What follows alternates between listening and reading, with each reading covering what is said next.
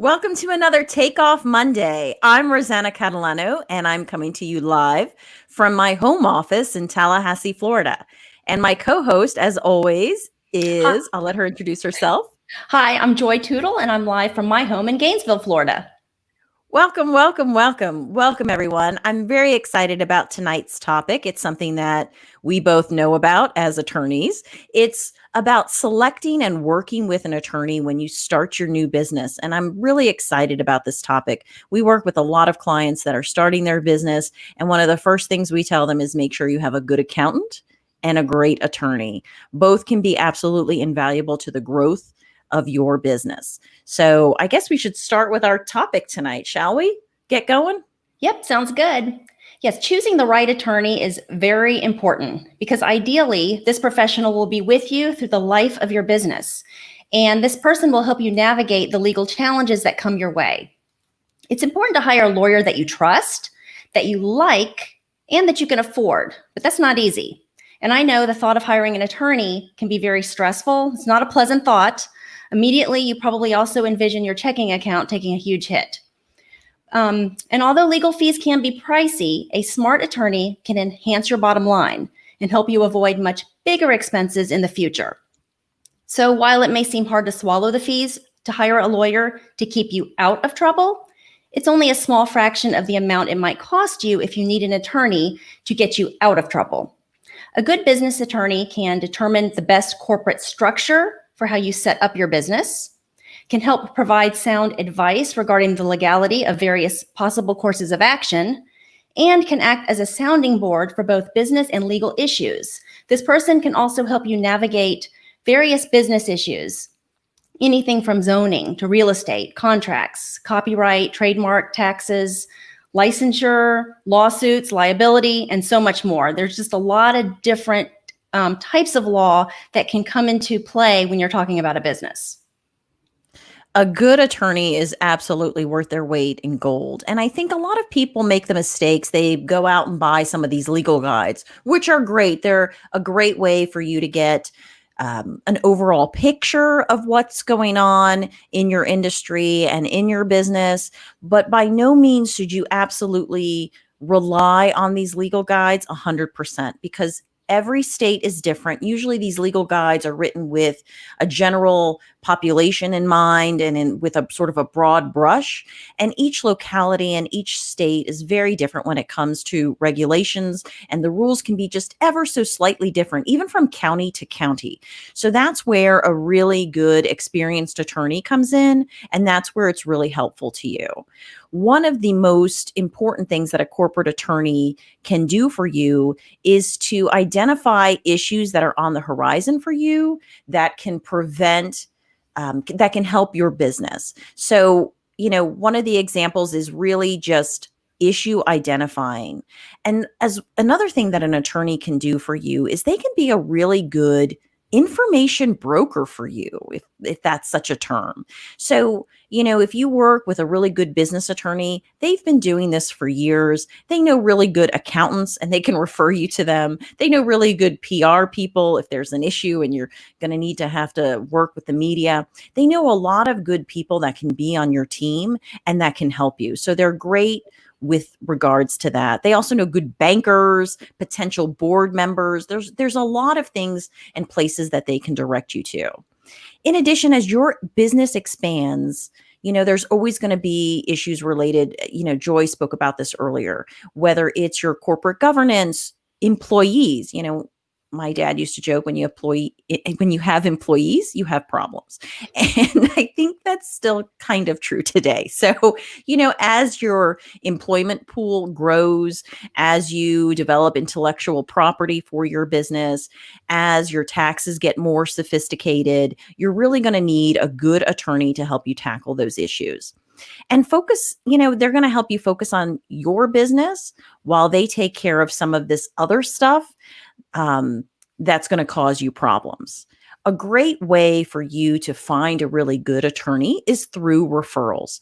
Ask some of your other friends that are successful entrepreneurs and successful business people who they go to, who's their attorney. You can also look for folks from your local chamber of commerce, and you can ask some of the other great people you've hired on your team. Like if you have a great accountant, go ahead and ask your accountant who you should hire as an attorney. For sure. I would also add that you want to specifically talk to potential attorneys that you're looking at and specifically ask them about their experience. Don't be afraid to ask them directly about what their experience is. If you know of certain experience that you need, then ask if that attorney has handled those specific types of things. Also ask, are their offices conveniently located? You don't want somebody that you don't have access to when you need them. You want to find out if the lawyer has connections in cases, if there's more specialization. Because if more specialization is needed and they're going to have to brush up on that, that's going to be more billable hours. So like Rosanna mentioned, if they know of certain people that they can pull in without them having to do the extra research, then that's you not having to hire a separate attorney and go through the shopping experience again because they already have those connections. Rosanna also mentioned asking for referrals from other clients or other people that you are professionals that you're dealing with. That's important. You may want to ask that attorney also who so there are some clients, even though there's attorney-client privilege, that waive that and are willing to say, yes, I am the client of so-and-so. And so if they're able to offer any referrals, sometimes that's helpful because you can see if those types of clients do similar work that you do. And that will give an idea of that attorney specialization. Right. Some attorneys are able to give you those sort of letters of recommendation, as you might want to put it, like, hey, can I talk to some of your previous clients? And some of those clients may waive at least the ability for them to speak on that matter. And the attorney will hook you up with some of their previous clients so you can talk about their work. There are some people get confused whether they should hire an attorney from a large or small law firm. And I think there are pros and cons to both. If you were to hire an attorney from a large law firm, large law firms tend to usually charge a little bit more. But what you get with that is also you get lots of divisions and you get lots of divisions in terms of different attorneys within that law firm that handle different specializations. So they'll have an attorney that really does focus, or a group of attorneys actually, that'll focus just on tax. They'll have a group of attorneys that focus on just litigation. So it's nice to have those sort of those large law firms because they can bring in the specialization and the knowledge that you need depending on how complex your problems are. So if, for example, once again, if you had something like a merger and acquisition, there are firms that have just a group of attorneys, a division that focuses just on M&A. So that can be really valuable to you. And as Joy said earlier, you wouldn't have to pay an attorney necessarily to brush up on those skills. The law firm will come with people with that expertise. The downside to that is you may pay for that. Those types of law firms are going to probably be pricier. A smaller firm is probably going to charge less. They're usually going to be generalists, but there's also boutique smaller firms that concentrate in a specialized area, for example, tax. Another pro for a small firm is that you can generally have a more personal relationship with the lawyer and paralegals in the small firms.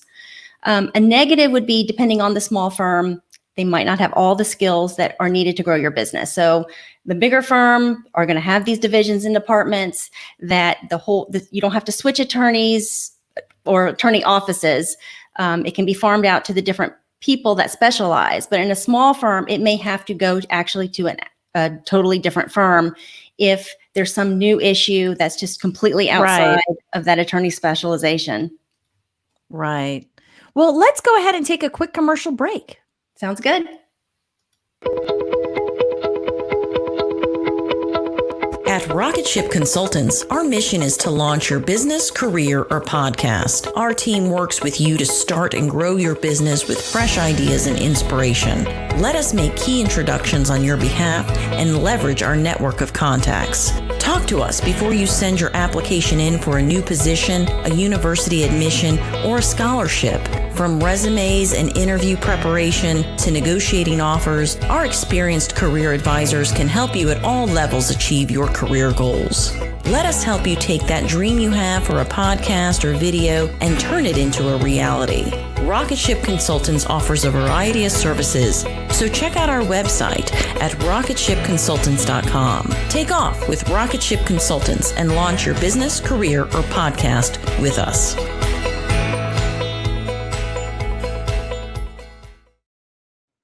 And we're back. I wanted to add on to what you were saying with regards to the pros and cons. I think one of the things you should also focus on is really the experience of the attorney. An experienced attorney, what's great about an experienced attorney is that they'll know, for example, when they read one of your contracts that you're having with a vendor, what provisions are standard in certain contracts, and they won't waste your money by researching those. So that's some of the benefits that you can get by having an attorney with a lot of experience.